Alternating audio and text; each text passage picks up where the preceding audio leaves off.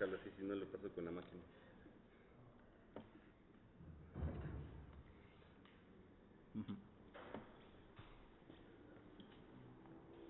Bueno, sí me escuchan bien, así. Bueno, este taller que me invitó a impartir Abdiel, no es la primera vez que doy este tipo de talleres. Sin embargo, yo intenté de hacer una síntesis así muy atrevida de el uso de abordajes cuantitativos para el estudio de las dinámicas de la ciencia y la tecnología, ¿sí? Y digo muy sintético porque tampoco lo quise separar de la otra categoría, que es de los abordajes cualitativos, ¿sí? Es importante eso, creo yo. Primero quiero iniciar recordando el interés de mapear la emergencia y el desarrollo de la ciencia y la tecnología. Esto es un problema viejo de los años 80. Hay un libro que es el de mapeo de las dinámicas de la ciencia y la tecnología, que seguramente Antonio conoce muy bien, donde está Michel Calón, John Lowe, que es otro de los grandes exponentes de la teoría del actor red, y Jay Rip, ¿no?, quien también es un académico muy importante para nuestro campo. Pero hay un trabajo previo, que es el de Nicolás Moulins, sobre la emergencia y el desarrollo de la biología molecular, que es poco leído, a mi parecer, pero es un trabajo pionero. Él hizo su tesis de doctorado con White, con un investigador también muy famoso en el área de análisis de redes sociales, y en su trabajo él moviliza herramientas exploratorias basadas en análisis de redes y herramientas más clásicas de las ciencias sociales, pues como las entrevistas semiestructuradas, un poco de observación directa y análisis sociológico, ¿no? Eso lo hace él a finales de los años 60. Creo yo que es uno de los pioneros en este tipo de abordajes cuantitativos, ¿sí? Aquí lo que buscamos con este tipo de abordajes es principalmente obtener elementos que aporten a caracterizar las dinámicas de la ciencia y la tecnología, y por eso ha tenido mucho éxito, creo yo. Es más económico realizar análisis cuantitativo que cualitativo. Hace rato lo que decía Antonio de la etnografía, si no sé si vieron una etnografía de 5 años, es mucho tiempo, son muchos recursos. Yo con Rebeca de Gortari estuvimos intentando llevar durante 9 años una etnografía de una red bionano en México, y un artículo hemos publicado, ¿no? Entonces, el beneficio posterior, ¿no?, para esta carrera, pues, tener este estatuto académico de investigador, es complicado, ¿no? Entonces, realizar este tipo de caracterizaciones lleva mucho tiempo. Aquí yo pongo que tiene limitaciones. Así, la parte de estos elementos para caracterizar cuantitativos tiene limitaciones al momento de dar cuenta de las dinámicas que están detrás de estos mapas. Ahorita voy a mostrar unos mapas, y allí es donde entra la parte cualitativa, ¿no? Entonces, no se trata aquí, creo yo, de hacer una elección entre un abordaje cuantitativo, desechando lo cualitativo, pero tampoco de generar, creo yo, abordajes mixtos, quali-quanti o quanti-quali, más bien desechar esta distinción, ¿no? Esa es una propuesta, y elegir los elementos, entonces, sea quali o quantis, que permitan abordar el objeto de estudio que estamos trabajando, ¿no? Dentro de estos estudios, no menciono muchos estudios, es así, yo mido un poco como los trabajos, no sé si fundadores, o de los primeros que yo he conocido, y hay propuestas metodológicas y teóricas, y pongo primero metodológicos por lo que ya comentó Antonio Arellano, ¿no?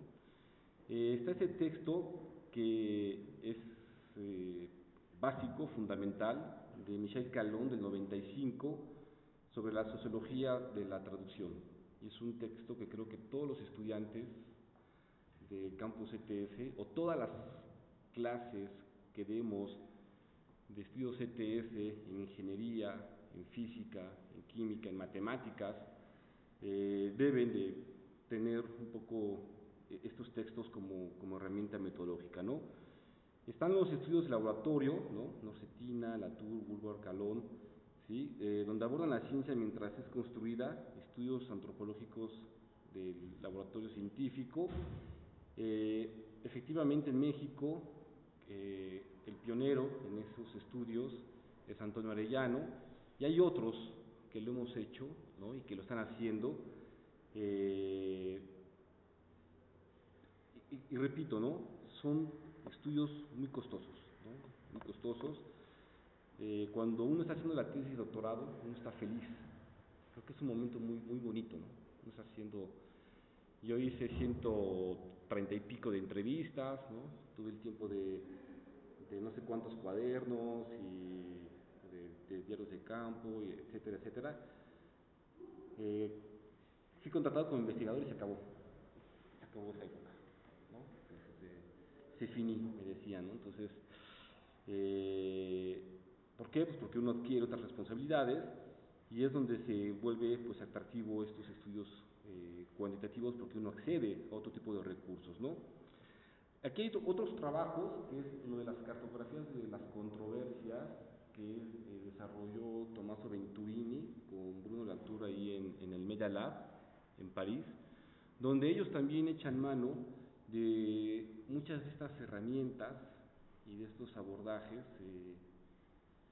cuantitativos y cualitativos, ¿no? La idea es generar mapas, ¿sí? Y ahí hay toda una reflexión que no viene de ellos exactamente, sino viene del campo de ciencias de la complejidad, sobre qué es un mapa, ¿no? ¿Por qué mapeamos, ¿no? Entonces hay toda esta idea de que de la cartografía, ¿no? Que el mapa es un modelo, es una representación de la realidad del corte que hacemos de nuestro objeto de estudio. Y vamos colocando elementos en estos mapas que nos ayudan a avanzar en nuestra pregunta de investigación, ¿sí? Entonces, según la teoría del actor red, se trata de seguir los actores, reconstruir trayectorias de proyectos, de agendas, de construcción de artefactos. Cuando yo me formé en el doctorado, a mí me mandaron, me aventaron, literalmente, ¿sí? En medio de la construcción de un polo de innovación en Francia, a observar reuniones de directores de 5 laboratorios en Francia, y yo no sabía qué observar, ¿no? Entonces, cada vez que llegaba a las reuniones, Dominique Van, que era mi profesor, pues tenía una risa, ¿no? Pícara, y me decía todo lo que pase, ¿no? Y yo le decía, pero bueno, dame a leer literatura de sociología, porque yo venía de la ingeniería. Y me decía, no quiero que te contamines, no quiero que llegues con una estructura preestablecida, y es uno de los principios que me estaba diciendo de la sociología de la traducción, que tiene que ver con la asociación libre, ¿no? No lo voy a comentar mucho aquí porque eso es tema de un curso completo, creo yo, pero, y me decían, es como si te agarraras de un proyecto de investigación y lo sigues, y tú vas reconstruyendo y vas recogiendo lo más que puedes de datos, y después nos preocupamos sobre qué es lo que vamos a utilizar, ¿no? Bueno, son enfoques constructivistas, donde también se abandonan estas dicotomías micro, macro, social, natural, política y ciencia, ¿no? Cuando hablamos de estudiar las dinámicas, también pensamos en caracterizar estas dinámicas, pero también calificarlas. Las propuestas que tenemos para mapearlos están basadas en la movilización de marcos teóricos y metodológicos del campo CTS, pero también de la historia y de la filosofía de la ciencia, ¿sí? También son otros dos campos que han nutrido mucho los estudios CTS, y yo a veces me atrevo a decir que hay muchas tensiones entre estos campos, ¿no? De hecho, en UNAM lo observamos, ¿no? Los colegas filósofos no reconocen a los historiadores, y nosotros tampoco reconocemos a los historiadores, los sociólogos, ni ellos a nosotros. En fin, hay una especie ahí de cosas rotas, ¿sí? Que también han impedido que el campus ETS se consolide.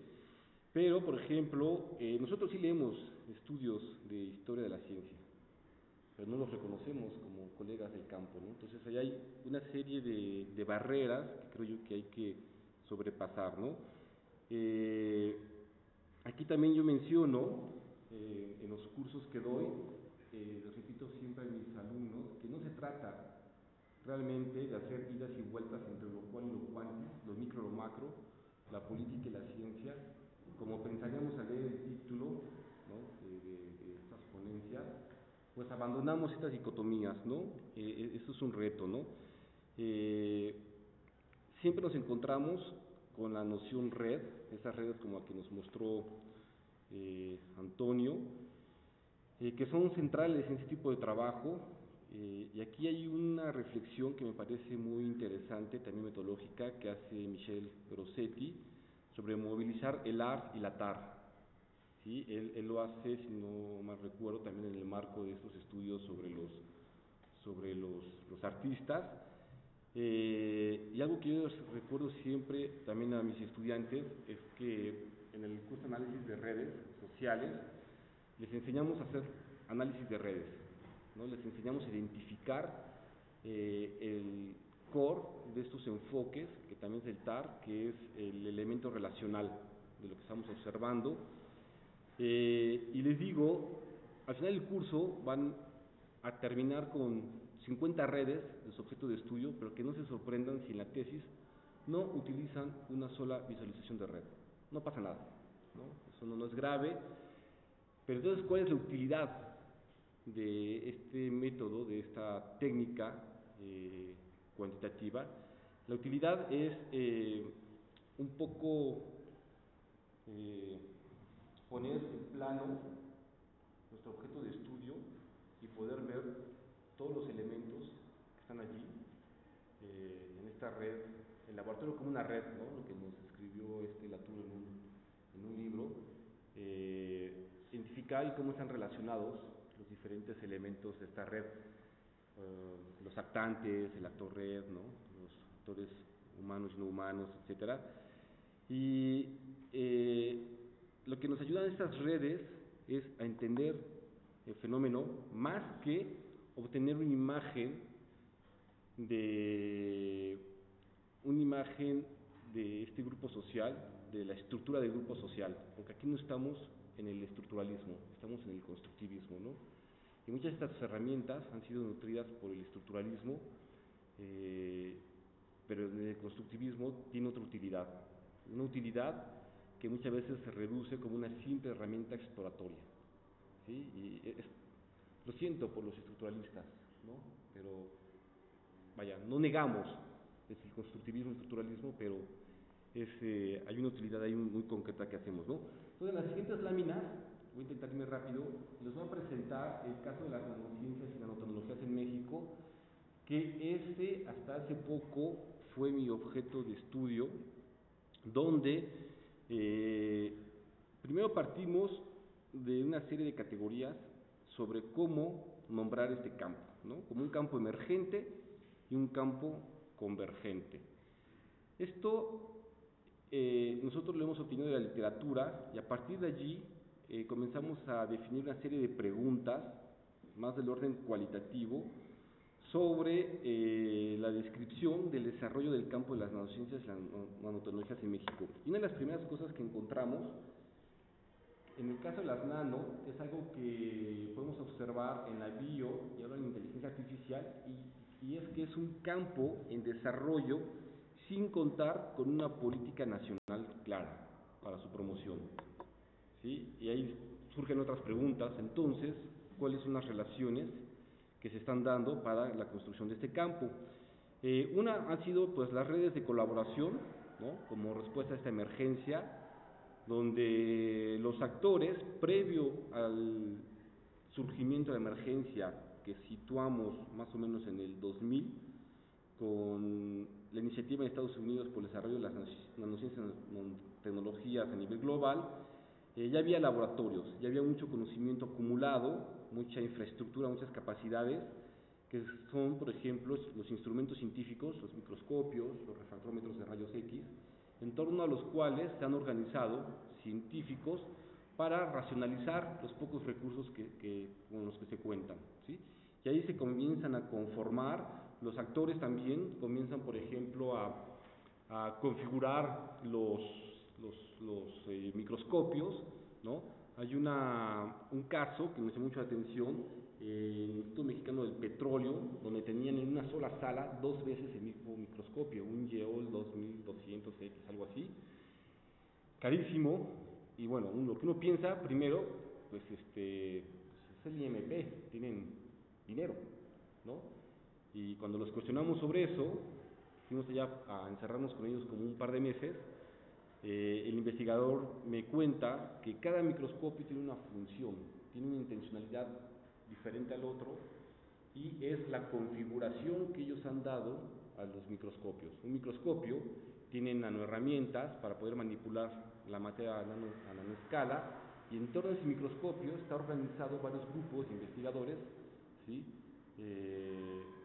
Para realizar su investigación. Y el otro microscopio, ¿sí?, tiene otras herramientas diferentes para poder realizar mediciones in situ a la escala nano. Entonces es otra red, que no es necesariamente la misma, que está de este lado, que usa ese microscopio. Y así, eso lo comenzamos a notar en otro tipo de laboratorios, en el CIMAB, en el IPICIT. El IPICIT igual tenían 2 refractómetros de rayos X igualitos, ¿sí?, con una lista de elementos pegada en la parte frontal de la máquina, de los elementos permitidos y de los elementos no permitidos, porque contaminan uno el otro. Entonces, estos objetos no humanos, estos instrumentos, tienen una función específica dentro de estas redes que nosotros nos metimos a caracterizar en el desarrollo de las nanociencias, ¿sí? Hay una circulación de recursos a través de las redes y las trayectorias. Aquí ese es uno de los trabajos que les conté de esta red de BioNano que hicimos con Rebeca. El rol de la diáspora y la medicina translacional en el desarrollo de las nanociencias y la nanotecnología, donde es una red de investigadores, bueno, a la cabeza está una investigadora rusa que salió de Rusia durante la perestroika, cuando desmantelaron estos grandes laboratorios, ¿no?, estas ciudades, en la ciudad de Tomsk para ser preciso. Ella viajó por varios países antes de llegar a México, y en México, cuando ella llega, trae, se inserta dentro de una diáspora científica, que recordemos que la diáspora científica es un concepto que viene de los estudios migratorios, ¿no?, o de la movilidad de las élites académicas, y es un concepto positivo, ¿no?, de lo que es la circulación de investigadores. Hay el concepto negativo, que es la fuga de cerebros, y este es el positivo, y aquí la idea es sacar provecho de las diásporas. Entonces, es un discurso que esta colega rusa conoce y moviliza para movilizar otro tipo de recursos, ¿no? Y ellos trabajan sobre las nanopartículas de plata. Nanopartículas de plata, donde uno de los puntos de paso obligado es la toxicidad, es lo que está en juego para el desarrollo de un montón de aplicaciones, que va desde el pie diabético, temas para curar la mancha blanca del camarón, que es una enfermedad, ¿no?, algunas plantas, purificar el agua, en fin, ¿no? Y desarrollaron, por ejemplo, movilizando una serie de imaginarios sociotécnicos en torno a las nanopartículas de plata, sobre todo sus potencialidades bactericidas y virucidas, para convencer y movilizar actores del sector salud, agropecuario, etcétera, etcétera. Y bueno, es un trabajo que hemos hecho, y eso también lo hicimos realizando análisis bibliométrico, análisis de la política pública, observación participante o no directa. Nos invitaban a todas sus reuniones, donde pues nos sentábamos así entre el público y nos la pasábamos anotando, tomando audio, y son horas y horas y horas y horas de audio que no hemos terminado de procesar, ¿no? Otro trabajo que también hicimos sobre el caso de las nanociencias y nanotecnologías es el de el rol o el lugar de la filantropía y las ONGs en la construcción y el mantenimiento de las agendas hegemónicas en ciencia y tecnología, ¿no? Aquí fue el caso de las las micro y nanotecnologías en México, pero esos estudios similares se han hecho en historia de la ciencia, y bueno, ver los casos o los trabajos de Marcos Cueto y de Parma en Inglaterra sobre la Fundación Rockefeller u otros organismos internacionales que están detrás de las agendas científicas. Y finalmente, algo que nos llevó a acercarnos a este concepto que también es muy presente en los estudios CTS. De hecho, al rato voy a hablar un poco sobre estos conceptos en la presentación que me toca, sobre los imaginarios sociotécnicos fundados en las potencialidades técnicas, sociales y económicas de las nanociencias y nanotecnologías. Es un trabajo que hicimos comparando el caso de Colombia con México y un corpus global en torno a lo que son las tecnologías emergentes y nano, y comparamos con técnicas de redes de coworks, networks, ¿sí? Las redes de copalabras, y así comparar grandes corpus y ver las coincidencias entre estos imaginarios que tenemos en las agendas o que vienen en las agendas implícitas en los artículos científicos en México, Colombia, y en medio teníamos los países, todo lo global, ¿no? Bueno, este es un ejemplo de lo que hemos realizado. Todo esto se basa mucho en dos tipos de técnicas. Uno es los análisis cienciométricos y bibliométricos, ¿no? ¿Por qué los análisis bibliométricos han tomado un lugar importante en esos estudios? Para empezar, porque son los productos, como lo anotó Calón en los años 90, los artículos científicos es el conocimiento certificado. Certificado en el sentido que ya pasó por una serie de pruebas, es decir, las ideas ya fueron sometidas y discutidas en seminarios, en coloquios, ya pasaron por revisión por pares en artículos o tesis, y ya están formalizados, ya están terminados en documentos finales, que es el producto final. Y estos documentos, la bibliometría, es un campo muy viejo que tiene sus orígenes, como muchas cosas en la ciencia, en el proyecto de la eugenesia. Galton fue es el pionero en la bibliometría, por ejemplo, y ha sido utilizado para hacer indicadores que tienen que ver con la productividad, ¿no? Y la productividad, por ejemplo, esta curva que tengo yo acá, que hicimos con las nano, pero para llegar a esta curva nosotros nos hemos interesado en la combinación de diferentes fuentes de información, ¿sí? Y bueno, eso lo hacemos un poco con herramientas, no de inteligencia artificial, ¿no?, sino de visualización de datos, minería de datos.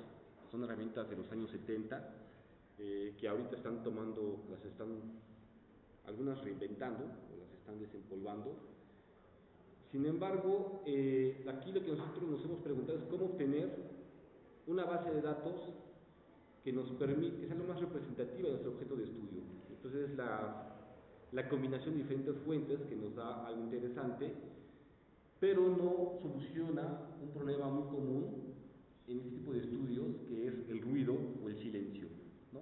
El ruido es cuando estamos metiendo en nuestros datos, cuando son masivos, ¿sí? Estamos hablando aquí, por ejemplo, de 30.000 datos, 30.000 artículos para el caso de México. No tenemos la capacidad de identificar cuáles de estos datos son ruido. O sea, es decir, no es nano, pero están dentro de nuestro corpus, ¿no? Hay unas aproximaciones, hacemos unos pequeños, unas muestras, las podemos revisar, entonces podemos corregir nuestras estrategias de búsqueda con nuestros algoritmos de búsqueda y corregirlo. Pero eso nos lleva a tener ese tipo de gráficas, ¿no? Son series del tiempo, ¿no?, un histograma, y los picos, los cambios, ¿no? Las pendientes que observamos, muchas de las veces corresponden a hechos históricos, vamos a llamarlo así, ¿no? Como indicios.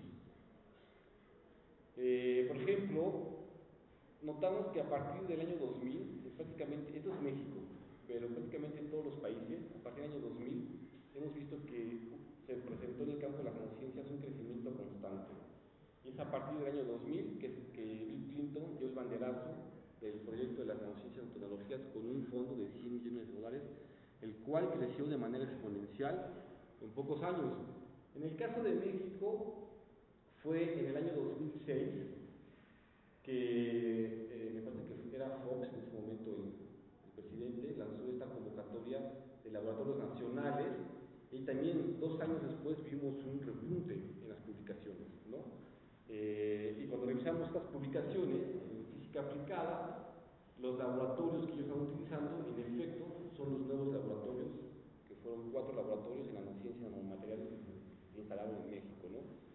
Eso sirve mucho, por ejemplo, para la evaluación de la política pública, ¿no? Que no lo comenté, pero muchas de estas herramientas tienen varios usos, al menos distinguimos 3 usos. Un uso es para la evaluación de la política pública, otro es el uso para la evaluación académica, y el tercer uso, que es el más complicado, es el aporte a los estudios ETS. Las redes temáticas CONACYT también tuvo un impacto positivo en este campo. Esas redes temáticas, dentro de las reglas de operación, fueron fondos públicos para organizar a las comunidades. Pero los colegas que están detrás de esta red que se fundó, ellos utilizaron esos fondos públicos para terminar de instalar sus laboratorios que no les alcanzó el dinero 3 años antes, ¿no? Y hacían unas reuniones que financiaban con otros fondos, ¿no? Pues son los físicos, ¿no? Los físicos es una comunidad con mucho peso dentro del sistema científico nacional, ¿no? Y aquí vemos nosotros otro crecimiento importante, pero bueno, le pongo sin interrogación porque no hemos profundizado qué es lo que ha sucedido ahí. Hay una serie de conceptos y de pistas que hemos seguido, porque esta gráfica que ustedes ven acá, tal vez ustedes no la conozcan, es de Carlota Pérez, esta economista schumpeteriana. Es una gráfica que pues, los economistas utilizan mucho, yo lo utilizo en mis cursos también, porque hace rato mencioné los historiadores y filósofos, pero también los economistas dicen cosas muy interesantes sobre el desarrollo o el cambio tecnológico. En esta gráfica, lo que nos está diciendo Carlota Pérez es el de las olas tecnológicas, el capital financiero, y nosotros nos interesa esa parte del frenesí, de ahí un desacoplamiento, esta parte del intercambio, ¿no? Que ella llama como el colapso, la recomposición social e institucional, es donde suceden, no son economistas, acuérdense, son las reglas, las normas que suceden para que, ¿no? Por ejemplo, las normas que tienen que tener lugar para que la IA se pueda seguir desarrollando, ¿no? En el caso de las nano, por ejemplo, también requeríamos unos cambios, unas normas, unas leyes, y por ejemplo la decisión fue no regularlo, ¿no? Que hagan lo que quieran. El famoso laissez-faire, como le llaman en Francia, que es una política científica regulatoria, y eso permitió que algunos investigadores pudieran hacer uso de algunas nanopartículas de plata, de titania y de oro en México para buscar aplicaciones médicas, ¿no? Sin embargo, esta curva yo la muestro porque hay un tema que es el de las potencialidades en los discursos de los científicos y los políticos para movilizar los recursos y construir y mantener las agendas políticas, ¿no? En ciencia y tecnología. Un ejemplo, creo que fue ayer o en la mañana, estaba con Asiel, lo de los parques científicos, ¿no? Los parques científicos, detrás de esta política pública hubo ese tipo de análisis, ¿no? Que justificó y que buscó las potencialidades económicas y sociales, sobre todo, de la bio, la nano, la computación cuántica, la IA, la ciencia de materiales, y se construyeron y se movilizaron grandes cantidades de recursos públicos para construir parques a lo largo y ancho del país, y muchos de esos parques hoy en día son elefantes blancos, ¿no? Hay unos que se quedaron de hecho en la primera piedra, ¿no? Hay unos que sí se construyeron, hay unos que están funcionando, ¿no? Si no me equivoco podemos nombrar 3 parques que están funcionando, si los vemos desde el exterior. Pero César me dirá, pues estás adentro, te das cuenta que no funciona para nada, ¿no? Entonces, y por eso nos hemos preguntado y todo el tiempo nos hemos centrado en intentar caracterizar los elementos que constituyen o que conforman estas potencialidades técnicas, económicas y sociales, ¿no? Le llamamos también los imaginarios tecnocientíficos y los sociotécnicos, que no son lo mismo. También hay esta propuesta de las promesas tecnocientíficas, ¿no? Y lo que nos ha servido mucho para poder explicar o abordar el caso mexicano es esto de los países no hegemónicos, ¿no? Para lo cual, en un trabajo, no sé si puse yo aquí la red, si viene más adelante, hicimos unas redes como la que nos mostró Antonio sobre las nano, estas redes heterogéneas, ¿no? Donde tenemos diferentes actores, patentes, científicos, presupuestos, prototipos, productos finales en el mercado, etcétera, etcétera. Hay otro tema, que es el de las cartografías temáticas, que sí parece ser un tema totalmente cuantitativo y que está basado en 2 cosas. Uno es el análisis de redes sociales y el otro es la minería de texto, las redes de copalabras. Que las redes de copalabras también es un tema que conocían muy bien Calón, Latour y John Lowe, ¿no? Lo conocían muy bien. De hecho, el software que nos mostró Antonio, el de Resolu, que significa red leída y resuelto, es un juego de palabras, ¿no? Los franceses les encanta eso. Este es un método, esto es VozViewer, porque VozViewer es una herramienta que es muy famosa porque, bueno, las redes que nos hacen son muy bonitas, pero el tratamiento de estos datos lo hemos hecho con, déjenme ver si tengo una imagen, con un software que se llama WordMapper. Y WordMapper es un software de análisis de minería de texto muy viejo, ya no existe, se lo llevó el bicho del COVID. Digo que se lo llevó el bicho porque desapareció durante el COVID, ¿no? La empresa desapareció, estaba en Toulouse, y ahora he intentado contactarlos porque yo tenía 3 licencias con ellos y ya no las puedo utilizar porque quitaron su servidor y ya, ¿no? Se murió, se lo llevó el bicho, les decimos, pero estamos reescribiendo todo el código de VozViewer, y Leximap es la abuelita de todos los softwares modernos de análisis de contenido, de análisis y son softwares que vienen desde los años 60, donde trabajaron muchos investigadores en Francia que vienen del Magreb, ¿no? De Túnez, Argelia y de Marruecos, y estuvieron trabajando en un gran proyecto en Francia sobre el análisis de grandes cantidades de texto, ¿sí? Y ya llamaban inteligencia artificial en ese momento, ¿no? Entonces, acá la idea de estas herramientas es identificar a partir de las redes de palabras, la concurrencia, es análisis de concurrencia de los términos. Es decir, ¿cuántas veces cuentan el número de veces que 2 palabras se encuentran en la misma unidad de análisis? Una unidad de análisis puede ser el título de un artículo, el abstract o la lista de palabras claves, o uno puede determinar a partir de otras primicias o de otros supuestos cuál es nuestra unidad de análisis, ¿sí? Tenemos colegas que están trabajando, por ejemplo, con los diarios de los debates históricos de la Cámara de Diputados de México, y ellos no tienen, son estas bases de datos no estructuradas, ¿no? Es texto plano, y son millones de líneas, de texto que hemos logrado extraer de estos documentos, y no es evidente establecer esas unidades de análisis. Entonces estamos discutiendo cómo hacer los cortes con algunas herramientas de unidad de texto, ¿sí?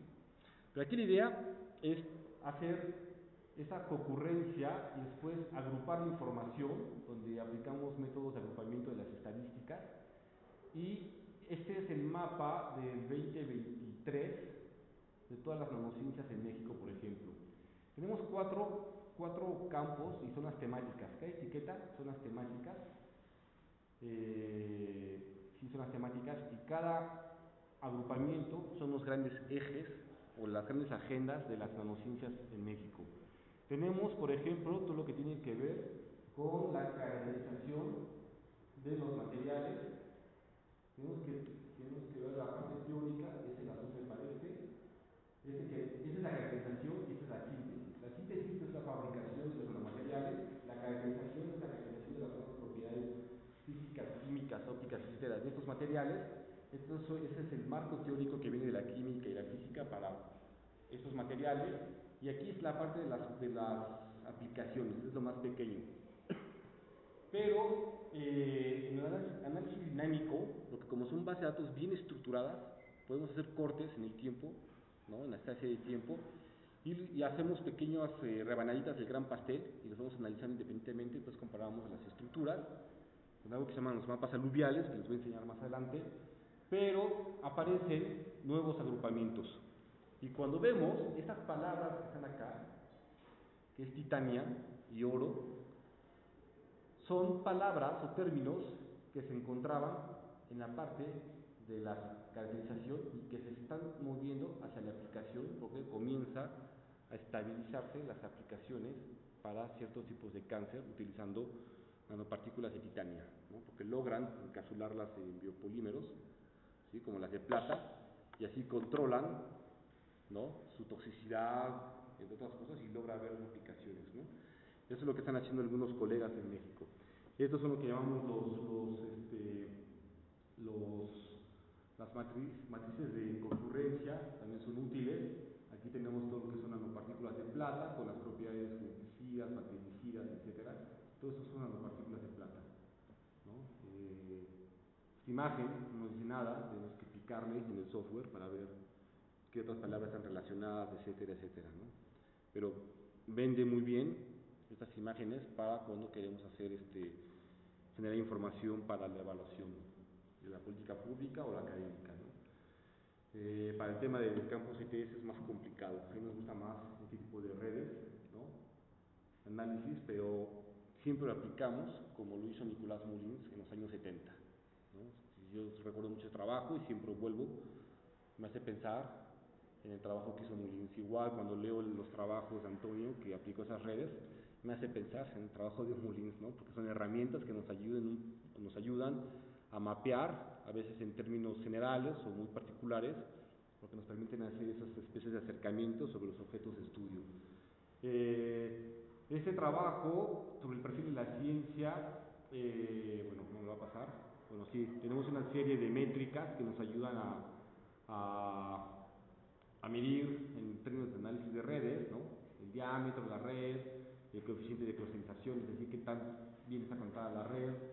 En términos de las categorías de clasificación de la ciencia es interesante, en términos de colaboración con autoría es interesante, pero en términos de redes como estas de copalabra, estas métricas no tienen ningún sentido, ¿no? Cometeríamos ahí errores enormes, ¿no?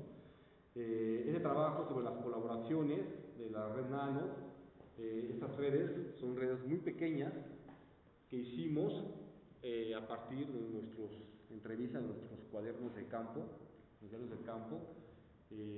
Todos estos actores son las instituciones que están organizados en torno a la Universidad de Texas, que es quien estaba financiando la movilidad de investigadores a partir de una agenda establecida por la Universidad de Texas para el desarrollo de las nanociencias, ¿no? Y siempre estaban los instrumentos científicos, que en este caso era José Yacamán, que tenía esas relaciones fuertes con Texas, el Instituto de Microscopía en UNAM, y en torno a la infraestructura se organizaba todo el trabajo científico en las primeras décadas de la nanotecnología en México, ¿no? Esto fue construido, esta red fue construida a partir de trabajo cualitativo, totalmente. Aquí no metimos ningún artículo, no medimos nada. Este es otro trabajo, también sobre las nano. Esta es la red BioNano, ¿no? Esto es un corte del 2015, de 6 años después, son todas las entidades que han participado en la iniciativa y se han beneficiado de la circulación de las nanopartículas de plata encapsuladas en biopolímeros, ¿no? Y esas nanopartículas de plata, lo que estos investigadores se preguntaban es cómo controlar la toxicidad, y la respuesta fue un trabajo realizado en Rusia sobre biopolímeros y con químicos en catálisis, quienes conocen muy bien que el tamaño y la forma de la partícula también determina su capacidad de intercambio con su entorno, ¿no? Entonces lo modifican, si quieren que sea un cuadrito, un cubo o una esfera, ¿no? Son diferentes superficies y lo van controlando también con el espesor de los biopolímeros en función de las aplicaciones. Bueno, hay aquí una serie de conclusiones que hemos sacado. Aquí el punto de paso obligado es la toxicidad de las nanopartículas de plata. Tenemos aquí el tema de los reinos filantrópicos. Esta es la red que yo les comentaba que hicimos. No lo hicimos con Resolú porque nunca tuve yo una copia de Resolú, pero lo hice con un software muy viejo que es el NetDraw, así de los viejitos que corren cualquier computadora y muy sencillo de usar. Y tenemos aquí pues la FUME, que es la Fundación México Estados Unidos por la Ciencia, tenemos danza y tenemos algunas universidades, investigación, redes, patentes, etcétera, etcétera, que están interactuando, ¿no? Son las líneas que los une, es el elemento relacional entre los diferentes actores, ¿no? A través de proyectos, iniciativas que tuvieron lugar durante 10 años, ¿no? Esto es lo que yo les contaba, que son los mapas aluviales, lo cual también es una herramienta muy ilustrativa porque nos permite comparar la estructura de diferentes redes, ¿sí? O la estructura de un solo corpus a través del tiempo, ¿sí? También ahora hay una herramienta que se llaman las redes multiplex, que permiten en cada capa que sean cortes en el tiempo, ¿no? Y bueno, ahí en el IMAS hemos reescrito todo el código de las redes multiplex, justo para romper una serie de supuestos teóricos, como es el de los tensores que viene de la física y que nos impedía hacer redes bidireccionales, porque bueno, cuando nosotros observamos el mundo humano, o en este caso estos colegas que son biólogos que estábamos observando monos araña, hay redes bidireccionales y estas redes, estas herramientas no servían. Entonces hemos reescrito el código y después en otro día se los podemos mostrar si gustan. Este caso, bueno, sí, trabajo a futuro de estas aplicaciones que estamos trabajando, bueno, es esta idea de los paralelismos y los efectos bucle de hacking que nos han contaminado algunos colegas historiadores y filósofos allí en el IMAS, donde observamos una serie de procesos cíclicos en las clasificaciones y recurrencias en los discursos científicos y políticos en diferentes tecnologías, sobre todo el caso de la IA y el caso de la bio, la nano, las ciencias cognitivas, ¿no? Que es lo que hemos trabajado. Y eso lo presentamos hace poco en un congreso de filosofía, en una mesa, y bueno, la verdad no logramos grandes conclusiones, ¿sí? Intentamos llevar evidencia a partir del análisis de discurso en el mundo de la IA y de la nano. Encontramos las mismas potencialidades técnicas, económicas y sociales, pero en ese caso la herramienta cuantitativa no nos dijo nada. Los colegas nos decían, bueno, eso es evidente, ya lo sabíamos. Entonces, pues sí, lo estamos poniendo a prueba las herramientas y hasta qué punto, hasta dónde podemos llegar, ¿no? El tema de los datos abiertos, sí, que voy a platicar al rato, nos ha venido a mover bastante el tapete, ¿no? Ustedes sabrán por qué. porque eso nos ha prometido, que también es un imaginario sociotécnico, una promesa de la ciencia abierta, nos ha prometido resolvernos muchos problemas, sobre todo en torno al acceso a la información que concierne a la producción científica y tecnológica, ¿no? Pero eso ha implicado nuevas plataformas, nuevas herramientas, mismos problemas, nuevas plataformas y nuevas herramientas que están en proceso de construcción y están en un proceso de cajanegrización, creo que se dice, ¿no? Se están estabilizando y hay muchas tensiones, ¿no? Es un campo de batalla entre lo público y lo privado, lo comercial y el bien común, ¿no? Entonces, ahí hay discusiones interesantes y que, bueno, ahorita pensamos que es un momento interesante de intervenir ahí como investigadores, ¿no? Sociales. Los imaginarios y el tema de las controversias en el espacio público, que diferenciamos en el espacio público de las controversias científicas, ¿sí? El tema de las controversias científicas, por ejemplo, en el caso del maíz, lo ha trabajado mucho Antonio Arellano y también Michelle Chauvet. Nosotros hemos intentado utilizar estas herramientas para las controversias en el espacio público y sí hemos encontrado cosas interesantes, ¿no? Movilizan los actores políticos, que en ocasiones son los mismos científicos, las potencialidades técnicas de la ciencia y tecnología en la defensa de sus posiciones políticas, ¿no? Entonces, es interesante como herramienta para mapear. Ahí vamos con eso. Bueno, eso es todo. Les quería yo pegar un QR de la página de nuestro departamento, pero si no, me buscan y en esa página estamos colgando poco a poco un montón de código abierto, algunas herramientas que intentamos hacer transparentes para el análisis de datos bibliométricos, de patentes, de política pública, etcétera.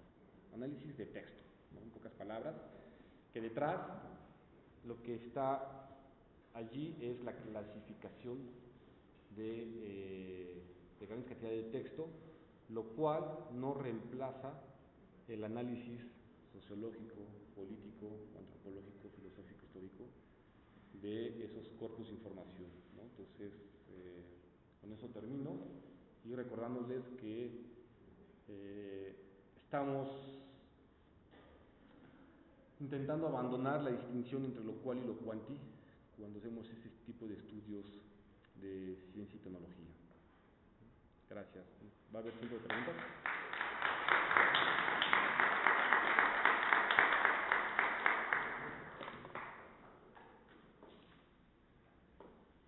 ¿Habrá tiempo para dos preguntas? No, ¿quieres que les pase?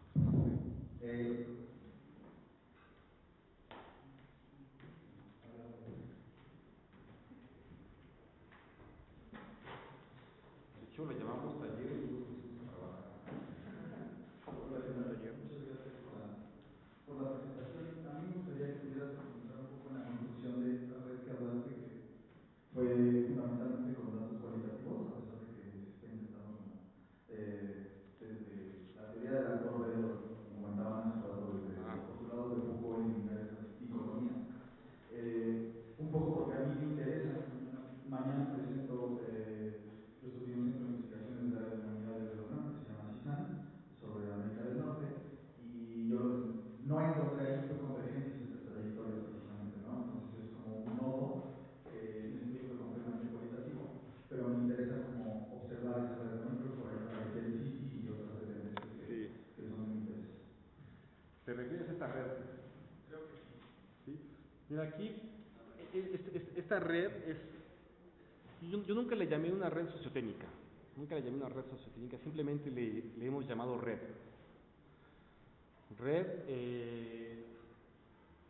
Y esta red es una de tres redes. Una de tres redes de una propuesta replicamos una propuesta de Michel Calón, que son las redes socioeconómicas, creo que le llamamos, ¿no, Antonio? Tecnoeconómicas, ¿verdad? Técnico-económicas, que son esas redes que él propuso al estudiar el desarrollo del vehículo eléctrico. Peugeot, me parece, fue ahí en Francia, y él distingue tres polos, ¿no? O después le llamamos dimensiones, que es el polo científico, el polo tecnológico y el polo mercado, y hay polos intermedios, que es el paso de un polo a otro, y él lo que hace con esa propuesta, ese trabajo, con esas redes que nosotros hemos retomado, es definir las relaciones que vamos a visualizar en la red. O sea, esta red que estamos viendo aquí es la red técnica, del polo técnico, porque es la red donde se están desarrollando patentes y prototipos, y para diferenciarla de la red científica, que es como una red cognitiva, ¿sí?, basada principalmente en relaciones que tienen que ver con las colaboraciones científicas, con las coautorías, con la participación en proyectos científicos. Aquí estamos hablando de redes donde ya están participando o colaborando en el desarrollo de prototipos, ¿sí?, como son estas patentes, y estos prototipos son esta es una base de datos, un sistema de análisis de datos, y estos son unos sensores basados en MEMS, unos sensores magnéticos. Y esta red que estamos viendo acá es el desarrollo, es la red de Microna, que trabajó con TAMSA en el desarrollo de los tubos sin costura. Entonces, para la extracción de petróleo en aguas profundas es muy costoso, por ejemplo, extraer la instalación de tubos, porque a veces los tubos se rompen, y eso es muy costoso. Entonces, lo que ellos buscan es, in situ, durante la fabricación de los tubos, hacer análisis estructural de los tubos, y así tener un control de calidad y evitar los derrames, etcétera, etcétera, ¿no? Entonces, cuando nosotros hicimos una etnografía en Microna, identificamos este proyecto como interesante, hicimos una tabla de verdad, pues veíamos los proyectos que pasaban de ciencia básica no aplicada a una ciencia básica o aplicable aplicada, ¿no? El famoso RANA, ¿no? ¿Cómo lo llamó Pablo Kramer? El RANA y que la recherche apliquée, no apliquée, y la ciencia, y el CANA, ¿no?, que es más o menos exactamente lo mismo. Pero a mí me pasaron primero el paper del RANA, yo me llamaba RANA, y Pablo se enojaba, pensaba que era el CANA.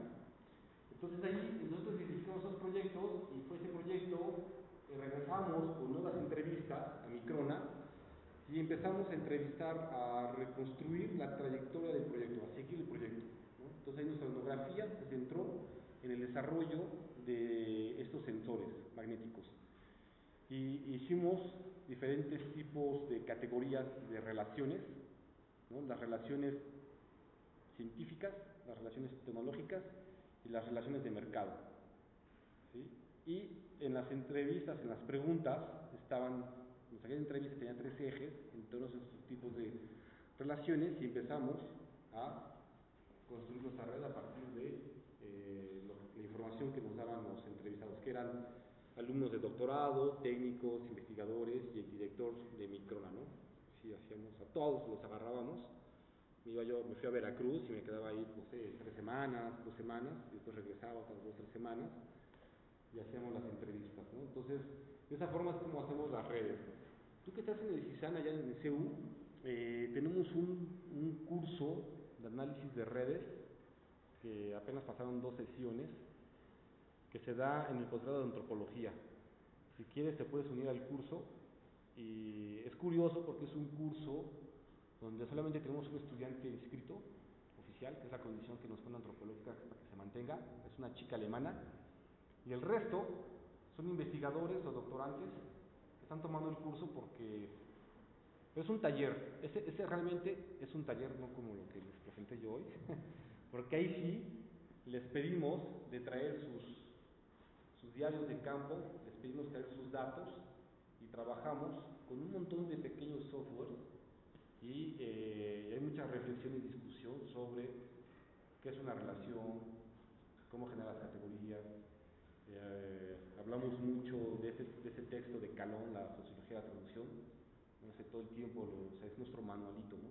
Todo el tiempo lo estamos ahí recurriendo, ¿no? Y hay trabajos muy buenos. Ahorita tenemos un trabajo sobre el desarrollo de las estadísticas en las instituciones mexicanas. Tenemos un trabajo sobre el sargazo, no, sobre los corales en Cancún. Tenemos un trabajo sobre la IA. Teníamos un trabajo sobre el consumo de contenido gore en Internet. Hemos tenido trabajo sobre radios comunitarias, porque son herramientas. Creo que Antonio lo dijo, ¿no? Que pasó de la teoría del actor red, pasó a otras disciplinas, a otras áreas de conocimiento. Entonces, la teoría del actor red, hace poco me han dicho que lo están utilizando como marco metodológico para estudiar temas de cambio climático, me parece, ¿no? Entonces, ese tema de las cartografías de las controversias, ¿no? Entonces, tiene muchas aplicaciones, pero sí hay que tener mucho cuidado porque son herramientas muy atractivas, el análisis de redes sociales, y no basta con meter los datos en un software, 3 clics, porque estamos olvidando todos esos supuestos teóricos que están detrás de estas herramientas, ¿no? Y ahí los revisamos. Sí. Estás invitado. Bueno, todos también, solo que es en la Ciudad de México. Tú no estás invitado a regresar aquí. Sí, dar un taller, sí, lo sé. ¿Ya?